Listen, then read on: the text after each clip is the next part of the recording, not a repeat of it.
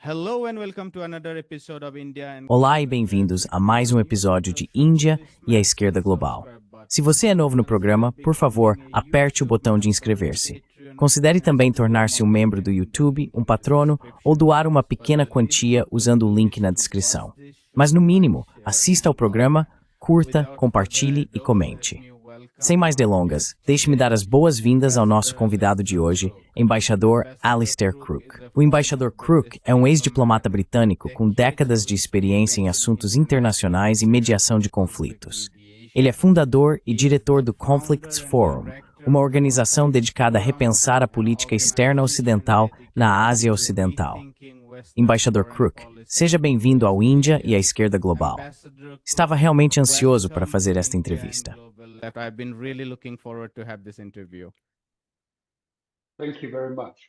Muito obrigado. Por favor, não me chame de embaixador. Não sou mais enviado de ninguém. Sou apenas um simples cidadão. Então parece um pouco exagerado ser chamado de embaixador. De qualquer forma, é um prazer estar aqui com você.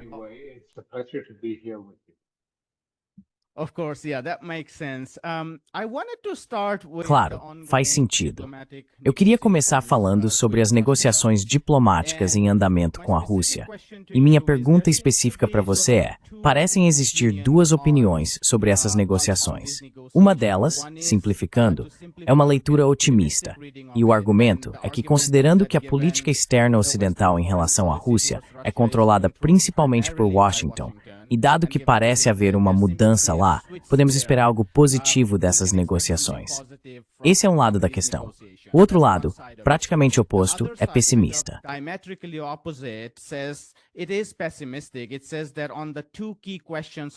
Diz que nas duas questões-chave, os arranjos de segurança na Eurásia e a questão territorial, ainda existem diferenças significativas entre os dois lados.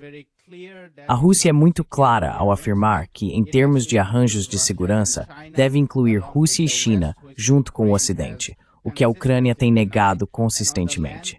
E sobre a questão territorial, a Rússia diz que, no mínimo, a Ucrânia deveria ceder Donetsk e Luhansk, com uma possível paralisação das posições em Zaporizhia e Kherson, enquanto a Ucrânia e a Europa negam isso. Qual é a sua leitura dessas negociações? Por quanto tempo você acha que esse conflito vai continuar?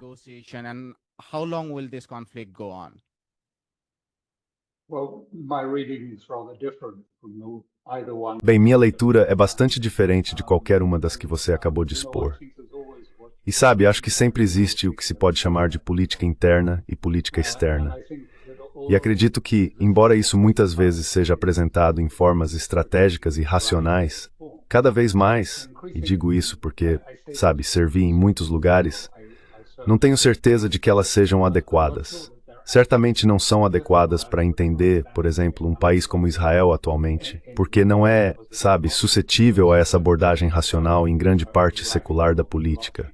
Estamos lidando com algo que é essencialmente escatológico. E há um grau de escatologia nos Estados Unidos também. Então, quero dizer, precisamos ter muito cuidado.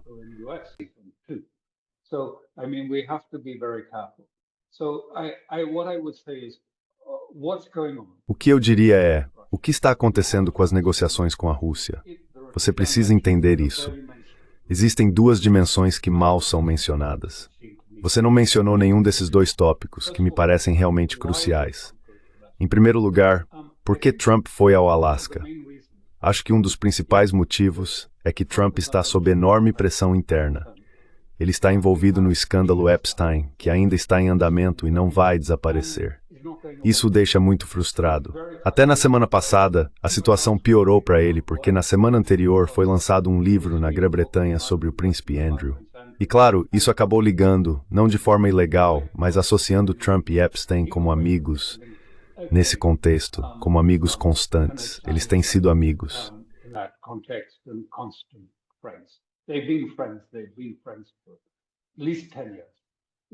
Eles são amigos há pelo menos 10 anos, moravam a 2 quilômetros um do outro na Flórida, então estavam sempre juntos, melhores amigos, quero dizer, inseparáveis. Então isso é um problema real para ele com sua base MAGA. A base MAGA, eles aguentam muita coisa. Eles sabem que políticos mentem, sabem que políticos vão fazer concessões, dizer coisas que não pretendem cumprir, sabem que eles roubam e, na verdade, cuidam dos próprios interesses e conseguem tolerar isso. Mas agredir crianças pequenas? Sabe, essa é uma comunidade composta principalmente por frequentadores de igreja e conservadores, quero dizer, valores familiares conservadores. Isso é simplesmente inaceitável para muitos da base MAGA.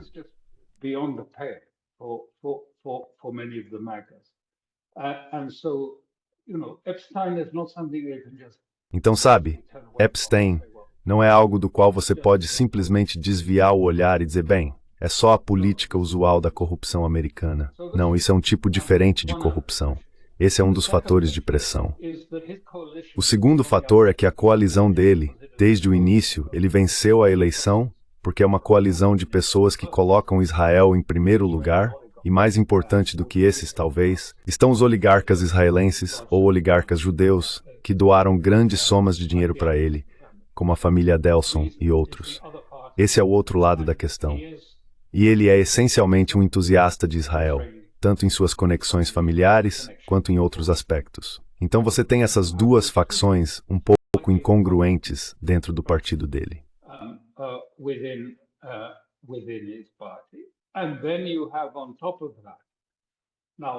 E além disso, agora não vamos nos aprofundar demais no que é o Deep State, porque é algo complexo e um tanto fluido. Mas se preferir, se você chamar de estruturas permanentes de segurança dos Estados Unidos, elas têm arquiteturas muito profundas. E algumas dessas arquiteturas são coisas que eles não gostam que sejam tocadas. Nem mesmo candidatos presidenciais podem tocar, por exemplo, naquela mais básica do apoio bipartidário a Israel. E Trump até se quebrou. Mas membros do Deep State têm uma longa história com a Rússia. Long history with Russia. They have many of them are Russophobes. Muitos deles são russófobos. Muitos dos neoconservadores foram originalmente trotskistas e guardam rancores pelo que aconteceu com Stalin, ou até mesmo ressentimentos que remontam à formação do Pale sob Catarina naquela época. Então existe uma dinâmica muito forte. Agora eles vêm dizendo a mesma coisa há tantos anos. Eles dizem, sabe, a OTAN é forte, a Rússia é fraca. A OTAN é forte, a Rússia é fraca. Eles continuam repetindo isso, vez após vez. E alguns deles passaram a acreditar nisso de verdade, sem perceber que isso não reflete a realidade de hoje. Mas isso ficou tão enraizado nessa espécie de arquitetura profunda de muitos americanos, que eles não conseguem superar isso. Vimos isso com Trump e seu conselheiro, o general Kellogg, típico dessas estruturas. Of these sort of structures. No, must be a ceasefire. The only thing to do with Russia. Não, deve haver um cessar-fogo. A única coisa a fazer com a Rússia é mais pressão. Mais pressão. E então, Putin, que é fraco, acabará cedendo uma derrota da Rússia para os Estados Unidos e os Estados Unidos prevalecerão no final. Então você tem todas essas pressões sobre Trump. Mas eu acho que a principal foi, e isso vem de alguém que conversou com alguns dos insiders da Casa Branca. Ele escreveu 4 livros sobre Trump, estou falando de Michael Wolff. Ele disse que, na semana anterior, conversou com alguns de seus contatos. Quero dizer, Trump não gosta muito dele, ele não fala diretamente com ele. Mas esse homem conversa com muitas pessoas ao redor de Trump. E as pessoas lá diziam que Trump estava perguntando, como eu saio dessa? Como eu saio a partir de tal momento? How do I get out from under this? How do I get out from Epstein? It just doesn't die down. Isso simplesmente não acaba. E não simplesmente continua. E como eu saio do Senado, que está me pressionando para impor sanções à Rússia, à Índia e à China, como eu saio de tudo isso? E ele disse que quer uma grande ideia para a equipe. Quero algo grande que chame a atenção, algo massivo que vá atrair a atenção de todos. Manchete. E eles sugeriram primeiro colocar os militares em Washington. Bem, isso aconteceu, mas não realmente, sabe? Abalou o mundo. Mas em algum momento ali já havia conversas acontecendo através da Bielorrússia com os russos. Mas em algum momento, então, ele disse para Witkoff, vá à Rússia e peça uma reunião. E só para deixar bem claro, não foi o Putin que pediu essa reunião.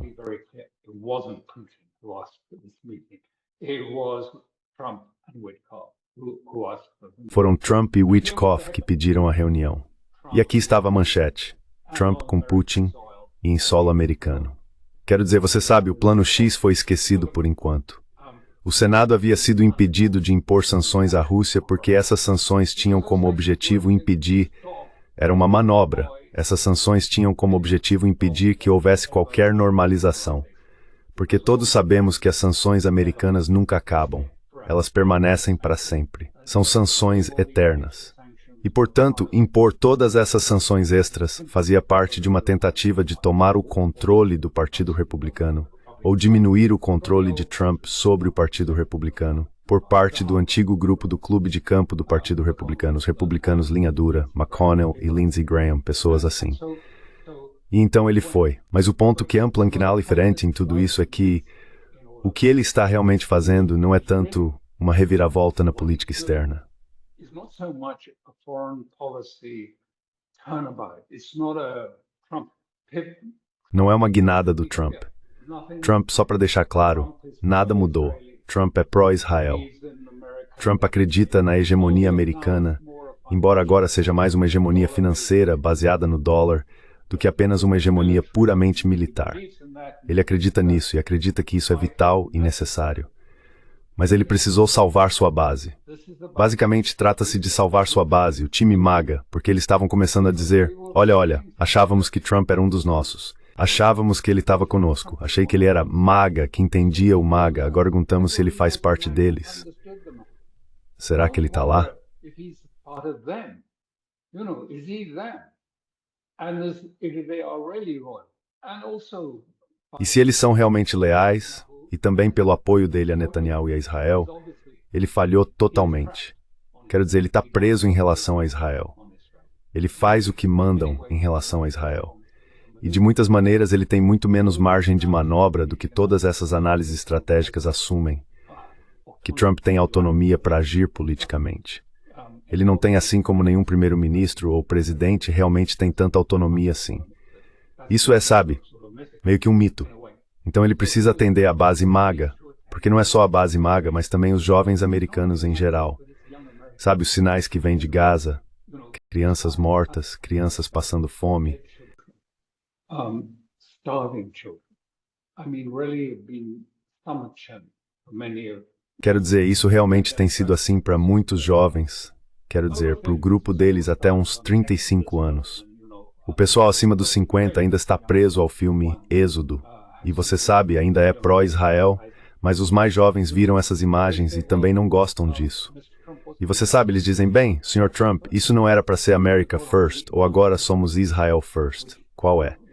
Então há trabalho a ser feito no nível da política interna. Vamos, sabe, deixar de lado por um momento o panorama maior dos interesses estratégicos do Deep State e a natureza de tudo isso, ainda que eu vá voltar a esse ponto. Então ele foi lá, basicamente, na minha opinião, para tentar lidar com isso, para criar uma manchete, uma distração como qualquer outra coisa. Mas o que ele fez lá foi realmente significativo, na minha visão, muito significativo. In my view, very significant. It wasn't a peace outline. It wasn't. Não era um esboço de paz, não era tipo um roteiro de como chegar à paz ou algo assim. Era uma construção intelectual muito simples, na qual ele fez três mudanças importantes. Ele disse, antes de tudo, que o conflito congelado de Kellogg não está terminado. Acabou. Conflito congelado não existe mais. Vamos para a proposta de paz de Putin. E vamos esquecer as sanções tarifas, pelo menos por enquanto. É isso. Essa foi uma mudança realmente grande, se preferir. Quero dizer, de certa forma foi uma mudança inevitável, porque o que ele estava dizendo é que, sabe, o Putin vai conseguir, ele vai fazer com que os europeus e todo mundo tenham que aceitar o resultado de uma solução política forçada.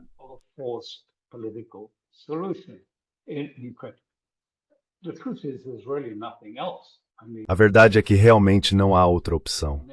Quero dizer, por mais que os europeus falem, eles não têm outra solução além de manter a guerra, congelá-la e continuar enviando mais armas. Isso não é solução nenhuma. Então isso foi uma mudança. Mas o segundo ponto, e isso novamente foi muito importante, foi o simbolismo. Quero dizer, quantas vezes você já viu Trump cumprimentar alguém na pista de pouso, descendo do avião, em um tapete vermelho, e eles se cumprimentaram de uma forma muito amigável, respeitosa e cortês. A linguagem corporal foi muito positiva. E esse foi um aspecto visual que você não pode subestimar, ignorar, desfazer. And you cannot discount or put back. It's there. And it breaks the Tá aí. cordon sanitaire. E isso rompe o cordão sanitário que o Ocidente, especialmente os europeus, impuseram todos esses anos à Rússia. A Rússia não era considerada um estado estratégico sério, era vista como uma operação criminosa, sabe o que você quiser dizer. Mas quero dizer, a linguagem usada foi realmente bastante repugnante. E você sabe, sempre que a Rússia aparecia no G7 ou G20 ou algo assim, todos os europeus se levantavam e, de forma virtuosa, faziam questão de sair e nunca apertar a mão do Lavrov ou algo do tipo. Quero dizer, é realmente infantil, mas isso acabou. E foi o Trump quem acabou com isso. Foi assim que ele fez.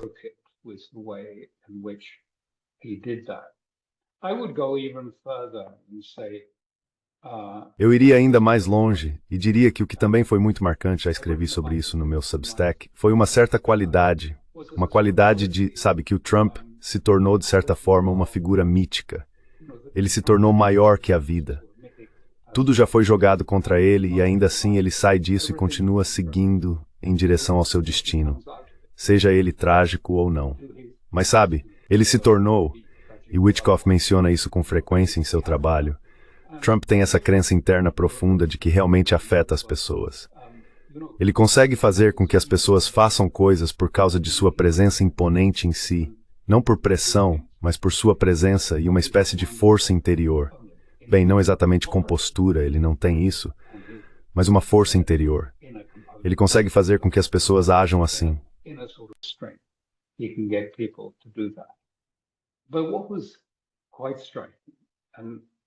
Mas o que foi bastante marcante, novamente, como eu disse, o simbolismo, o segundo aspecto visual, que é inesquecível e será usado por anos, foi a imagem do tratamento dado aos europeus. Lá estava todo o panteão de líderes europeus sentados do lado de fora, no corredor, em seus banquinhos, assim, esperando o diretor deixá-los entrar enquanto ele fazia um telefonema. E então, quando estavam lá dentro, quero dizer, ele realmente os tratou como crianças. Esse foi o fim da ilusão da Europa, de que ela é uma espécie de grande ator político no palco. Eles saíram de lá apenas como vassalos da Casa Branca, recebendo instruções sentados no corredor. Taking their instructions, sitting out in the corridor. Okay, you can come in now. You go out now. You can... Ok, você pode entrar agora, você pode lidar com isso. Mas compare isso. Quando você voltar para o Alasca, olhe novamente para o vídeo. Quem tinha presença de comando? Quem tinha estatura? Quem tinha presença em Adelaide? Mais do que qualquer um, foi Putin quem teve presença. E isso foi bastante marcante. Quero dizer, pense nos europeus no dia seguinte. Mas quem liderou a coletiva de imprensa? Não foi Trump, como normalmente seria, foi Putin. E ele fez isso com compostura. Ele agiu de uma maneira silenciosa e autoritativa. Os efeitos disso vão repercutir na política de formas invisíveis no futuro.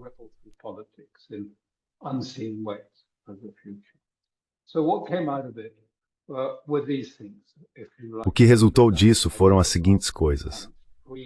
O fim daquela ideia de congelar e pressionar que veio do General Kellogg, e a ideia de que Moscou, e isso na verdade atenderia aos interesses de Washington, deixaria a Rússia forçar o desfecho por meios militares, e então eles teriam que negociar e encontrar um acordo final. E isso provavelmente seria com base na Declaração de Istambul de abril de 2022. Essa foi uma espécie de precursora, a Declaração de Istambul, que era, por assim dizer, uma possível base para um acordo político entre Ucrânia e Rússia, e tratava de coisas como garantias de segurança e todos esses aspectos. Mas não acho que isso tenha sido discutido. Na verdade, tenho quase certeza de que não foi. Você sabe, Trump não é uma pessoa voltada para detalhes.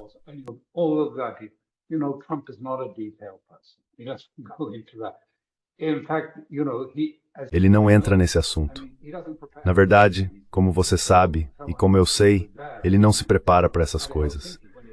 Alguém que estava lá na época disse que em Helsinki, quando ele foi para Helsinki, ele se recusou a fazer qualquer preparação.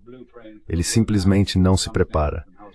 Então, qualquer um que esteja procurando por um tipo de plano ou roteiro do que vem a seguir e de como tudo vai se desenvolver, eu acho que estará enganado. E você sabe, parte do acordo.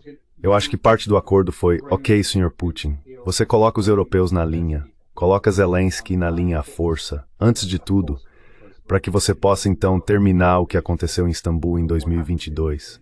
E eu vou tentar lidar com os europeus e com as outras pessoas que vão me atacar.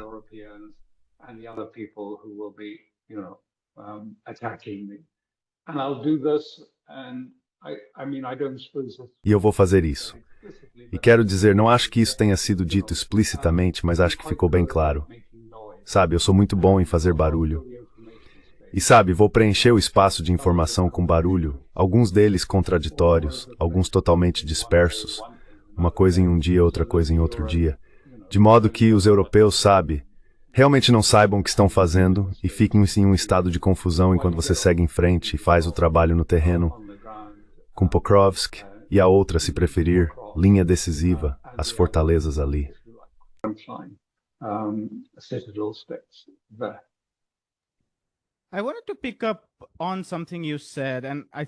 Queria retomar algo que você disse, e acho isso muito importante. Você mencionou que todos esses analistas que estão traçando planos partem do pressuposto de que Trump é muito mais independente do que você está sugerindo. E duas grandes forças relevantes que você destacou são a base MAGA, que está agitada tanto por causa do caso Epstein, quanto pelo nojo ao ver o que está acontecendo na Palestina. Mas, por outro lado, está todo o complexo militar industrial e o chamado Deep State. Então, dado sua experiência com inteligência, segurança e tudo mais, você poderia nos contar um pouco sobre como você vê o equilíbrio de poder entre o presidente dos Estados Unidos e todo o complexo militar industrial e o aparato de inteligência? Military industrial complex and the intelligence apparatus. I'm also asking this given I interviewed Também estou perguntando isso porque entrevistei recentemente o acadêmico Nikolai Petro, e ele disse que o complexo militar industrial pode não precisar necessariamente de uma guerra real, pois já garantiu contratos até 2029 ou 2030. Dado a capacidade do presidente Trump de pressionar a Europa a pagar mais pelo orçamento da OTAN, eles talvez estejam dispostos a encerrar esse conflito. Se possível, conte um pouco sobre suas opiniões a respeito da relação entre o presidente dos Estados Unidos e todo o aparato do chamado Deep State.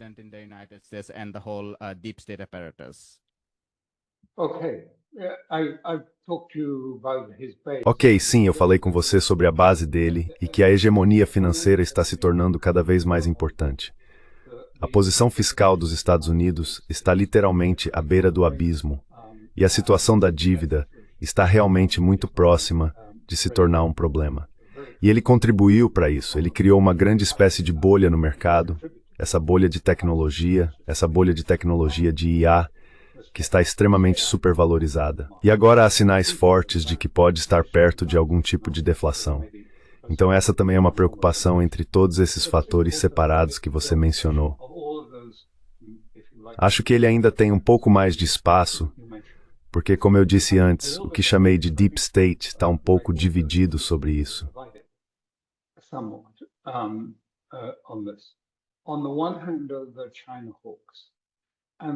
Por um lado, estão os falcões em relação à China. Os falcões acreditam muito fortemente. Eles ficaram chocados com a rapidez com que a China está crescendo economicamente e em termos de capacidade tecnológica. Eles veem esse crescimento como algo constante, mas também acreditam que está prestes a se tornar exponencial. Está chegando ao ponto de uma decolagem exponencial, e nesse momento não haverá muito que os Estados Unidos possam fazer a respeito. O país terá perdido sua primazia, terá perdido, por assim dizer, sua margem de manobra. Por isso, eles são bastante urgentes ao dizer, olha, se trabalharmos com eles, não teremos o equipamento militar. Não há um estoque de armas militares para realmente fazer mais do que para focar em um único conflito.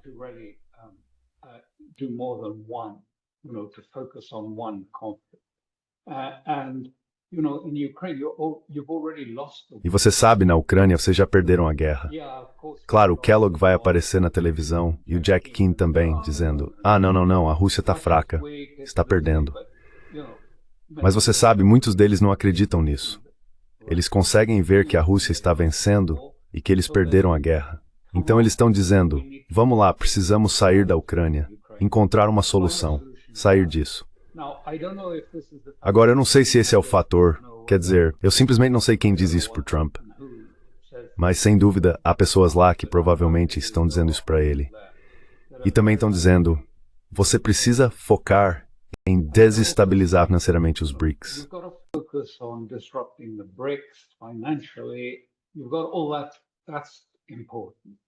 Você entendeu tudo isso?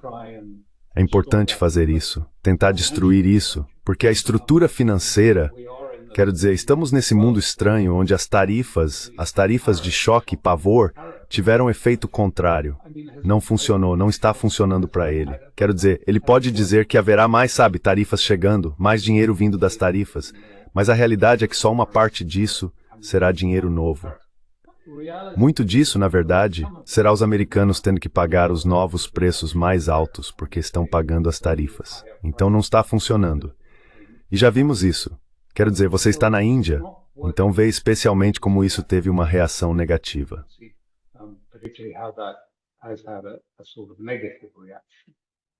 Além disso, o impacto no mercado de títulos distante.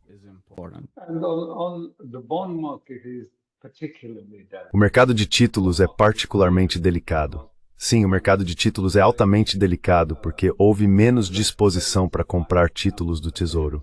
Então, eles desenvolveram essa forma artificial de impulsionar o Tesouro para tentar viabilizar uma redução das taxas de juros. Isso inclui as stablecoins, as meme coins, o Ether, até mesmo a moeda dos BRICS, todas essas coisas. A stablecoin, em particular, você sabe, Bertrand e outros têm ficado muito entusiasmados com ela, porque, veja, todas essas pessoas estão recebendo uma moeda digital que lhes dá liberdade. E, ao mesmo tempo, com uma moeda digital, antes elas precisavam comprar títulos do Tesouro. Agora, os donos da moeda mantêm algum tipo de colateral, um monte de títulos do Tesouro dos Estados Unidos, ações.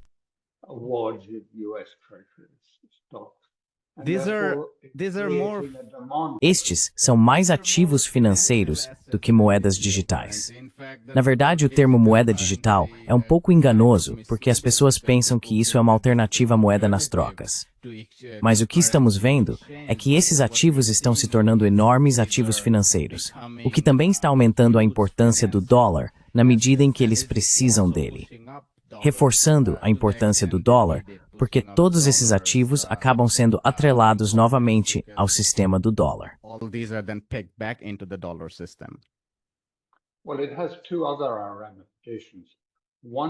Bem, isso tem duas outras ramificações. Uma é, quero dizer, você sabe, isso é uma emissão não regulamentada de dinheiro, chame como quiser. Mas mesmo que seja dinheiro tokenizado, está criando e trazendo dinheiro para os Estados Unidos, o que provavelmente vai aumentar a inflação a longo prazo. Já vimos isso. Mas o outro ponto que eu destacaria é que claramente dá para ver com esses tokens e essas stablecoins que, na verdade, eles são uma espécie de esquema Ponzi, porque as pessoas entram e colocam $1 para cada token, e quem administra pega esse dinheiro e fica com juros ao comprar títulos do Tesouro. Mas o que acontece se houver um colapso no mercado ou algo assim?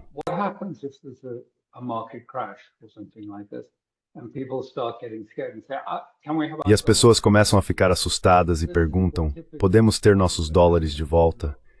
Isso é o que normalmente acontece. Você sabe, com um esquema Ponzi, de repente todo mundo começa a se perguntar, bem, temos certeza de que isso é realmente seguro? Isso é realmente seguro? E então, de repente, há um enorme resgate desses tokens por dinheiro. Aí eles precisam ir ao mercado de dívida, e começar a vender títulos e títulos do Tesouro. Então a liquidez desaparece e você tem uma grande crise financeira nas mãos. Então quero dizer, essa é a outra dimensão. Não é exatamente o mesmo tipo de dimensão de que falamos antes, mas é uma questão muito premente e muito urgente porque, para Trump, a situação econômica, eu acho, é sua primeira prioridade acima, você sabe, da política externa. Talvez igual apenas à Ásia. Então, é sobre a fragilidade do sistema financeiro que você estava falando.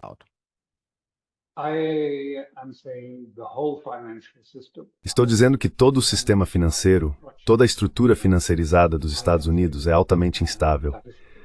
E assim, com a financiarização, houve uma erosão constante da economia real na América e ela se tornou uma economia financiarizada. Agora isso se tornou um elemento predominante e é como uma espécie de pirâmide invertida.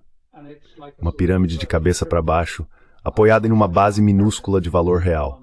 Seja ouro, petróleo ou qualquer outra commodity, há muito pouco para sustentá-la. Quando chega o momento em que todos querem sair dessa grande pirâmide, existe apenas uma base minúscula para finalmente sustentar o valor do que as pessoas presumem ser seus ativos.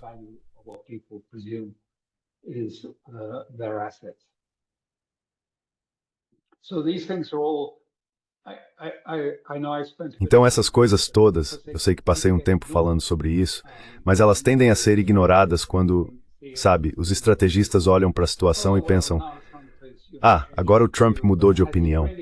Mas será que ele realmente mudou? Talvez seja tudo um truque que ele está fazendo com a Rússia. Na verdade, é algo muito mais complicado. Eu vejo esses comentários dizendo: ele está tentando enganar Putin e outros de forma inteligente. Mas sabe, o Trump pode mudar de ideia amanhã e fazer outra coisa. Claro, ele é imprevisível. Mas o que estou dizendo é que acho que uma coisa realmente importante para ele é como eu me livro de algumas dessas pressões que estão sobre mim. Porque isso está deixando ele maluco. Ele está muito, muito frustrado com todas essas pressões.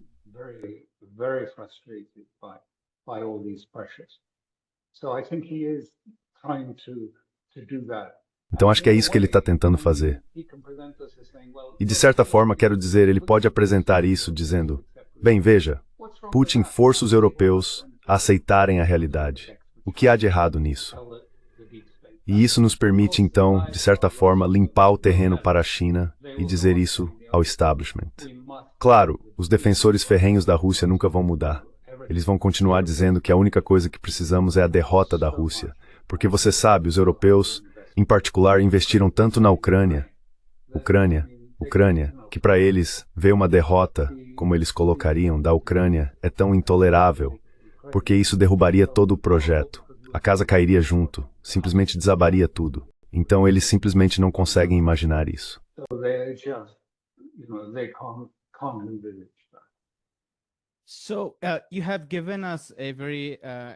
Você nos deu uma análise muito perspicaz de todas essas pressões que o governo Trump está tentando administrar. O surgimento de centros de poder alternativos, sua própria estrutura de segurança, as preocupações em manter a hegemonia dos centros financeiros dos Estados Unidos, que é muito frágil, como você acabou de mencionar, e também a inquietação na megabase. Se você puder nos falar um pouco sobre o papel europeu aqui, depois gostaria de passar para a Ásia Ocidental e concluir nossa conversa. Muitas pessoas estão especulando sobre a relação entre os Estados Unidos e a União Europeia, ou a Europa de modo geral.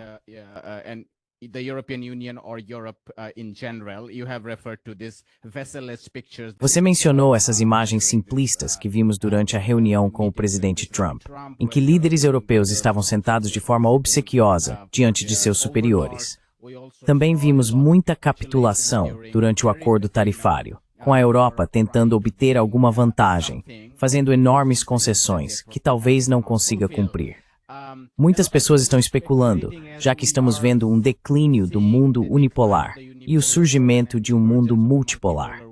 Muitos fora do círculo ocidental se perguntam se a Europa pode realmente desempenhar um papel construtivo no surgimento desse mundo multipolar. O que você acha que será o futuro da relação entre os Estados Unidos e a Europa? E, em outras palavras, como será a relação da Europa com o resto do mundo, além dos Estados Unidos, daqui para frente?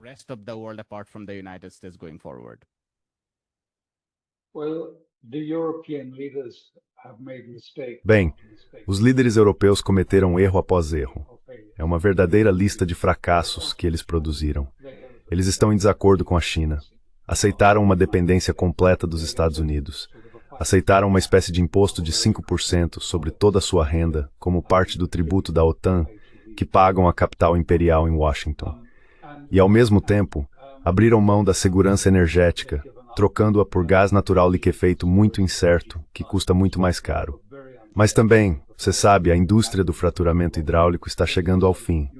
Não amanhã, mas já passou do seu auge.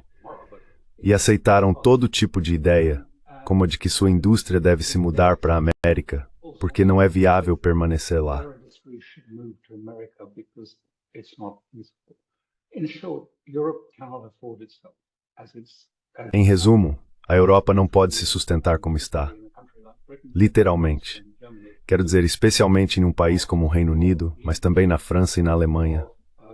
Os custos da infraestrutura dos sistemas estatais europeus de saúde, educação e todas as estruturas da rede de proteção social para idosos ou para pessoas que estão chegando são muito maiores do que os recursos disponíveis.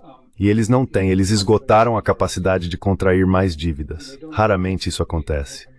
Como você viu, o último primeiro-ministro do Reino Unido foi retirado do governo. Quero dizer, não foi exatamente como foi apresentado. Em parte, foi o fundo de pensão que tinha cometido erros. Mas sabe, não havia espaço. De repente eram necessários 40 bilhões de libras. Agora é a mesma coisa.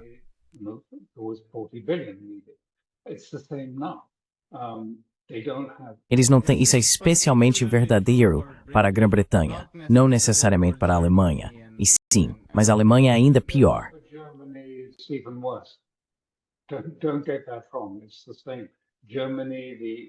Não se engane. É a mesma coisa. Na Alemanha, pequenas empresas estão fechando em um ritmo alarmante. O padrão de vida está realmente desmoronando. A França está na mesma situação.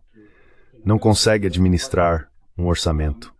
Não consegue chegar a um acordo para negociar um resultado orçamentário. E a Europa está em uma verdadeira crise econômica, mas também política. Porque você sabe, o aumento dos preços, a inflação, a disfuncionalidade fizeram com que as pessoas simplesmente não conseguissem. Elas estão vivendo no limite. Todos os hotéis que atendem as elites estão lotados para alguns.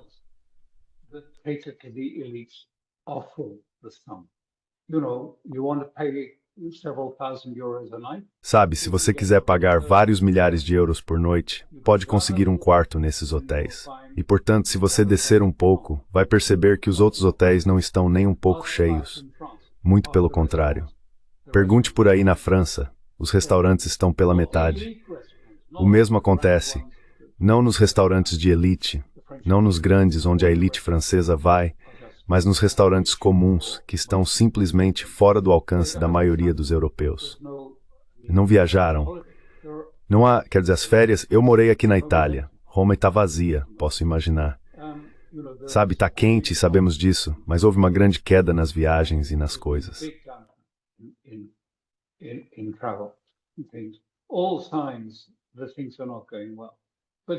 Todos os sinais indicam que as coisas não vão bem.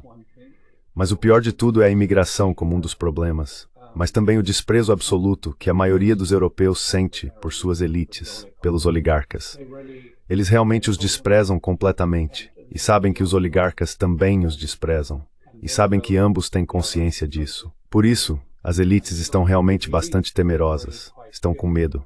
Sabe, a única coisa que eles conseguiram manter foi agitar a bandeira ucraniana e dizer: não podemos permitir qualquer discussão.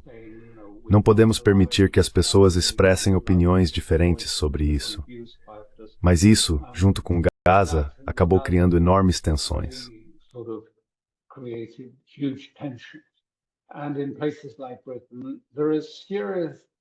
E em lugares como a Grã-Bretanha, há uma preocupação séria no governo, eu sei disso, de que vai haver violência em breve.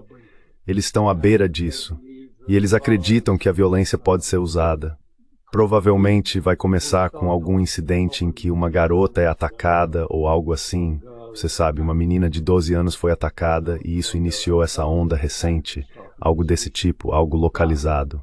Mas então isso vai crescer e sair do controle, e depois vai se voltar contra o governo. É isso que eles estão ouvindo. Então, quando você ouve ameaça da Rússia, na verdade, o que está acontecendo é que eles estão usando a ameaça da Rússia para se preparar para um conflito interno, para obter todos os poderes e meios necessários para lidar com o conflito interno, dizendo que é tudo preparação para uma guerra com a Rússia.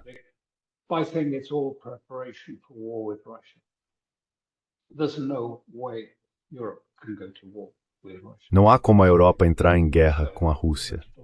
É absolutamente absurdo até mesmo falar sobre isso. Então esse é o estado da Europa.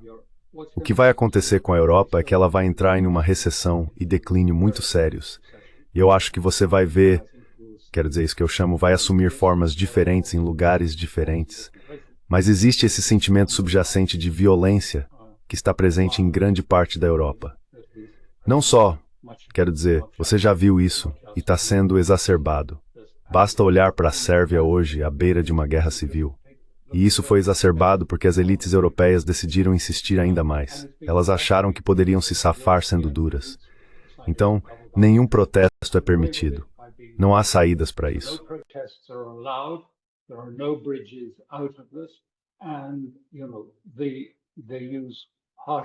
E você sabe, eles usam violência severa contra os manifestantes. Usam a lei, usam a força. Então, sabe, quando você, quero dizer, você olha para todos os protestos na Europa, vê eles enfrentando esquadrões, sabe, militares, quero dizer, eles parecem todos com seus uniformes pretos, com suas armas e o que quer que estejam usando, parecem um exército, não uma força policial que está gerenciando esses protestos. E você viu, quero dizer, eles foram obrigados a prender algo como quase 500 manifestantes sob a lei antiterrorismo, porque essas pessoas tinham aquela ideia dizendo que apoiavam a Palestine Action e os protestos contra as mortes em Gaza. E sabe, quero dizer, como a Europa reage? Para onde a Europa vai com tudo isso? É um cenário bastante sombrio. Então essa é a Europa para você.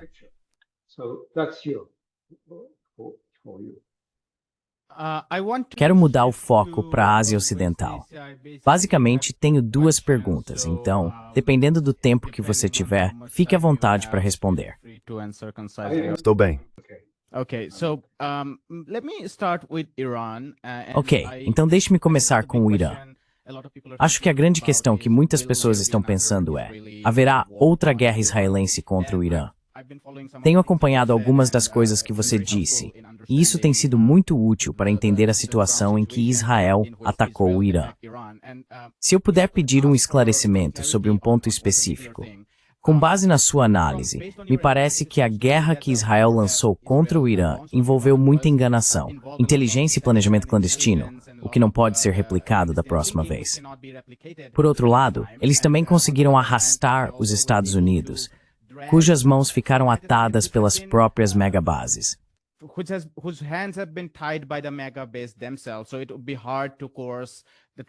Portanto, seria difícil forçar o governo Trump a participar de outra guerra em grande escala no Irã, considerando a inquietação dentro do megabloco em toda a gama de questões que você já descreveu anteriormente. Se esse for o caso, então se chegaria à conclusão de que Israel não ousaria lançar outra guerra contra o Irã num futuro próximo. Mas, por outro lado, você também alertou constantemente que isso não é o fim, que pode haver outra guerra a caminho. Você consegue conciliar essas duas posições? Ou estou interpretando mal algo do que você está dizendo?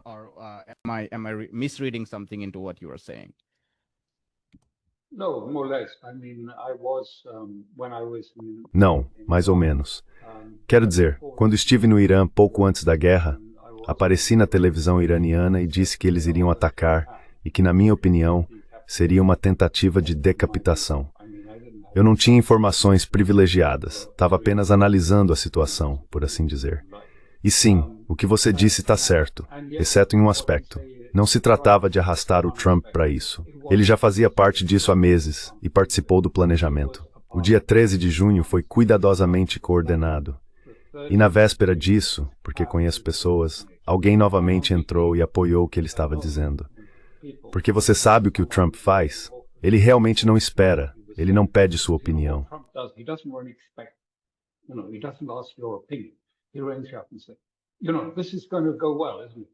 Ele te liga e diz, sabe, isso vai dar certo, não vai? Isso é ótimo, né? Não vai ser incrível? E você deve responder, sim, sim, você não discute.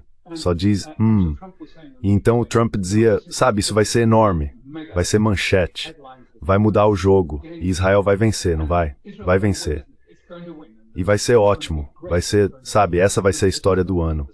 E esses israelenses, eles são incríveis. Era isso que ele dizia. Quero dizer, estava claro, ele estava envolvido, já tinha participado, ele sabia que isso ia acontecer. E tinham prometido a ele que no dia 13 de junho, a casa de cartas iraniana iria desmoronar. it was, regime change. Not regime. Foi, sabe, mudança de regime. Na verdade, não mudança de regime. Colapso do Estado era o que eles buscavam. Transformar aquilo em uma Síria, sabe, com todo mundo se atacando, se matando. E era isso que se esperava deles. E foi por isso que tivemos o ataque de decapitação. E sim, o que você disse está certo. Houve muita enganação porque as aeronaves israelenses não estavam sobrevoando e todas aquelas alegações deles, céu aberto, sabe, eles são incrivelmente vulneráveis, né? Incrivelmente frágeis. Eram besteira. Não era verdade. Mas não vamos aprofundar muito. Posso ler se você quiser, mas não era assim, porque está entessado no que vem a seguir. It wasn't like that because you're interested in what comes next. Well, what has happened? Bem, o que aconteceu foi o oposto do que Trump e Netanyahu esperavam em 13 de junho. Em vez disso, vimos uma demonstração incrível de unidade do povo iraniano, especialmente dos jovens. Especialmente dos jovens que o Ocidente sempre imaginou, por usarem smartphones, serem de alguma forma pró-Ocidente. Aquela ideia de que o uso de um smartphone sugere que você quer ser ocidental. E há realmente uma reativação extraordinária do senso de identidade xiita e da identidade nacional iraniana. E a identidade xiita é uma força muito potente, como você provavelmente sabe, porque sempre há um certo senso de paixão, muito mais do que talvez se encontre em outras circunstâncias. Mas há uma paixão, e essa paixão agora está se mostrando. But there's a passion, and that passion is now showing. And I'm told, and I hear, E me disseram, e eu ouvi porque já faz algumas semanas desde que estive lá, mas me disseram que as coisas estão mudando muito rápido. O apoio ao líder supremo quero dizer, ele é, você sabe, uma estrela. Ele é icônico. Todos o admiram, o amam. Então o que isso significa? Bem, mesmo antes disso acontecer, os israelenses sempre diziam aos americanos, olhem, o JCPO, o acordo nuclear, tudo bem, mas isso não é uma solução. Não é uma solução porque conhecemos os iranianos. Eles são pessoas muito inteligentes, eles dominam a tecnologia, eles simplesmente vão recomeçar. Então, mesmo que você destrua o que não fizeram, todas essas instalações, Fordo, Isfahan e depois Natanz. Isfahan and Natanz. Even if you do that, it's not sufficient. Mesmo que você faça isso, não é suficiente. A única maneira de garantir que o Irã nunca terá uma bomba é mudar o governo, quebrar o Estado, fazer o Estado colapsar. E então isso não vai acontecer porque teremos uma conversa, quer dizer, o filho do Shah virá e será uma espécie de representante do Ocidente. Quero dizer, nada disso. Isso tudo é fantasia. Vamos ser francos. Isso tudo é fantasia, pensar que eles acham que, sabe, que o Irã, eles ficaram tão empolgados com a ideia de decapitação depois do que aconteceu com o Hezbollah. Não foram os israelenses tão espertos, eles mataram o Hezbollah, mataram a liderança. Vamos fazer isso no Iêmen, e então não funcionou.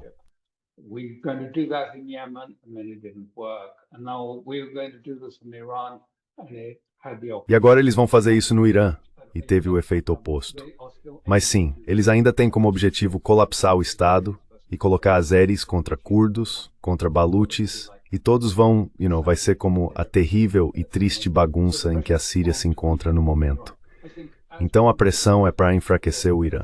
Acho que como Trump, talvez por razões domésticas, se afastou de uma solução militar, do envolvimento militar americano na Ucrânia, agora eles estão focados em pressionar o Irã por toda a periferia, do Azerbaijão, do Cáucaso, da Síria, do Iraque.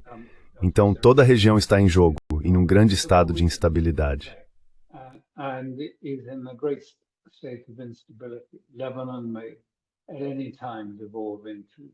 O Líbano pode a qualquer momento se transformar em uma guerra civil. A Síria está em uma situação indescritível. Então as coisas não vão bem. E Israel está sobrecarregado. Está simplesmente numa ofensiva desenfreada. Vai avançar sobre Gaza, vai avançar sobre a Cisjordânia, e as tensões dentro de Israel são enormes. Eu diria apenas se você tem espectadores interessados, porque, como disse, temos uma publicação chamada Conflicts Forum Substantive. Mas nela, temos toda uma série. Na verdade, é minha esposa quem faz essa parte. E ela analisa a imprensa hebraica e observa o tipo de tensões que você não vê, porque a imprensa em inglês não as traz nos canais e na mídia. In the channels and in the press. So we look at that as well as Então nós observamos isso, assim como o que está acontecendo na região, provavelmente cerca de uma vez por semana. Mas se você se interessa por oeste da Ásia, é realmente impressionante o que está acontecendo internamente em Israel. Está se desintegrando, está se decompondo. Quero dizer, eles estão brigando entre si de uma forma realmente extraordinária. A linguagem que você vê no lado hebraico é muito diferente. Eles percebem isso, mas também há a sensação de, sabe, para onde tudo isso está levando? Qual é o futuro de Israel? Eles vão simplesmente continuar, vai ser apenas uma máquina de matar? É assim que eles veem o futuro? is it just to be a killing machine? Is this how they see the future? That is, they already accept that it's impossible for them to assimilate or live beside anybody else who isn't Jewish. Okay. Além de qualquer outra pessoa que não seja judia. Ok, mas o que isso significa? Você vai matar 7 milhões de palestinos? Você vai matar 7 milhões? Quero dizer, para onde isso tudo está indo? E ninguém tem uma resposta para isso. Quero dizer, de nenhum dos lados também. E então, realmente, quando você olha para Israel, você tem dois estados. Eu costumava dizer, você terá o reino da Judéia e o Estado de Israel. O Estado de Israel é basicamente formado pelos askenazes, os israelenses liberais, europeizados, que vieram em busca de segurança da Europa. E por outro lado, você tem os Mizrahis, com uma visão muito mais messiânica, talmúdica de Israel, com, sabe, lei alárquica, com limpeza étnica. E é um compromisso muito desconfortável entre os dois lados. Muito rapidamente, o que você acha da relação entre Netanyahu e Trump? Quem dita a relação? This is the unanswered question everyone wants. Essa é a pergunta sem resposta. Todo mundo quer saber a resposta. O que se pode dizer é que Trump está claramente encurralado. E um oficial de inteligência israelense, que costumava estar muito envolvido nesses assuntos, se recusa a dizer, mas sugere que provavelmente o problema para Trump é que ele não sabe o que Israel tem contra ele. E isso é pior do que saber o que eles têm, porque você sabe todas as conexões. Não estamos falando de Epstein, estamos falando de Murdoch, estamos falando de Maxwell, estamos falando da extensão de toda a saga do conflito com o Irã. Todas essas coisas acabaram ficando profundamente conectadas e entrelaçadas. Are deeply connected and interwoven, and the problem is if you pull the thread in one part of this. E o problema é que se você puxar o fio em uma parte dessa matriz complexa, começa a expor outros fios. Seja nas Índias Ocidentais Britânicas e nas ilhas próximas, que estão no centro da lavagem de dinheiro da CIA, ou o que for, ou o que está acontecendo com os grandes acordos de armas e como o dinheiro estava sendo disfarçado para que incentivos pudessem ser pagos a pessoas por contratos e assim por diante. Todas essas coisas se tornam bastante complicadas. Então, quem exatamente? Quero dizer, não acho que seja o Netanyahu. Acho que está em um nível acima do Netanyahu. Seja aquele velho círculo de oligarcas e ultra-ricos que costumava se concentrar. Quero dizer, sabe, essa é uma história que remonta a muito, muito, muito tempo. Essa estrutura, aquela estrutura de Nova York, basicamente, mas entre os ultra-ricos, muitos deles querendo gerenciar a política ou agir nos interesses de Israel.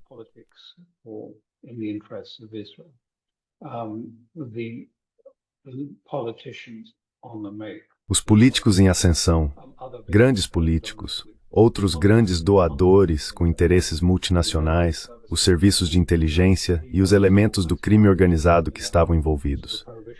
Como você sabe, as máfias italianas da Sicília foram para Nova York há muitos anos.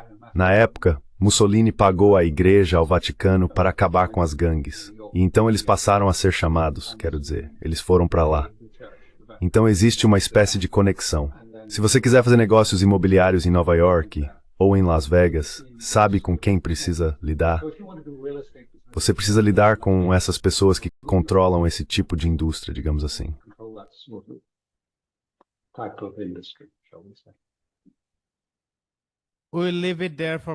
Vamos encerrar por aqui por enquanto. Embaixador Alistair Crook, muito obrigado pelo seu tempo e pela sua análise perspicaz. Para nossos espectadores, por favor, confiram o Substack Conflict Forum de Alistair Crook. É realmente esclarecedor quando se trata de geopolítica. Mais uma vez, obrigado ao embaixador Alistair Crook. Former Ambassador Alistair Crook. Hi, my name is Ayushman. Oi, meu nome é Ayushman. Eu, junto com Jyothishman, começamos esta plataforma. Nos últimos 2 anos, temos tentado produzir conteúdo para as forças de esquerda e progressistas. Até agora, entrevistamos economistas, historiadores, comentaristas políticos e ativistas. Se você gostou do nosso conteúdo e quer que a gente construa um arquivo para a esquerda, tenho 2 pedidos para você. Por favor, considere fazer uma doação para a causa. O link está na descrição abaixo. E, se não puder fazer isso, não se sinta mal. Você sempre pode curtir nossos vídeos e compartilhá-los com seus camaradas.